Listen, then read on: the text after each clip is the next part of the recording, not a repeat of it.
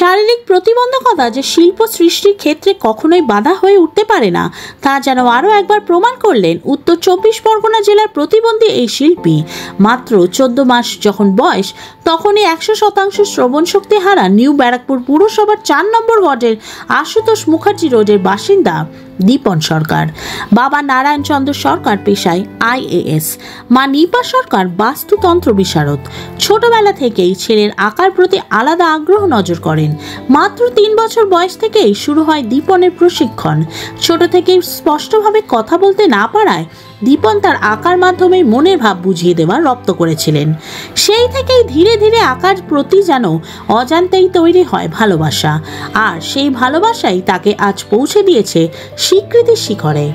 একসময় যারা প্রতিবন্ধকতার কারণে তাকে হেয় করেছিল, আজ তারাই দীপনের এই শিল্প সৃষ্টি দেখে রীতিমতো অবাক।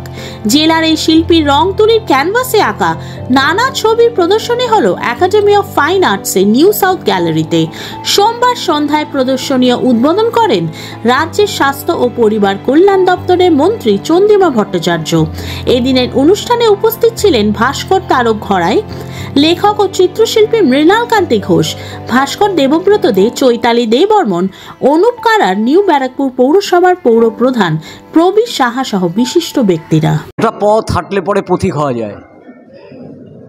পথে নেমে গেছে, পথ ওকে হাঁটতে হবে, ওকে কাজ করতে হবে। অনেক অনেক অনেক অনেক ভালোবাসা রইল আর অনেক আশীর্বাদ রইল। নিশ্চয়ই পারবে, ঈশ্বর ওকে সে ক্ষমতা দিয়েছে। দেখো, আমি একটা মার কাছে শুনতাম গুরু থাকে লাখে লাখে, শিষ্য মেলে এক। তো সেরকমভাবে পেয়েছি ওকে, তো শিখিয়েছি, শিক্ষিত করেছি। এবার ওকে পথ বাঁচতে হবে, পথ হাঁটতে হবে।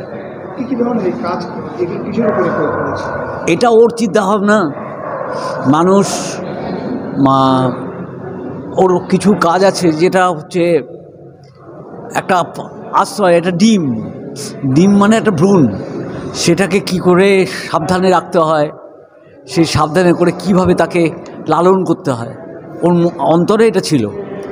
তো সেভাবে কাজ করেছে, কি খুব ভালো কাজ করেছে। অনেক ভালোবাসা রইল ওর পরে। আরও কাজ করতে হবে, আরও কাজ করতে হবে, আরও কাজ করতে হবে। তোমার নাম? আমার নাম দেবব্রত দে, আমাকে দেউদা বলেই সবাই জানে।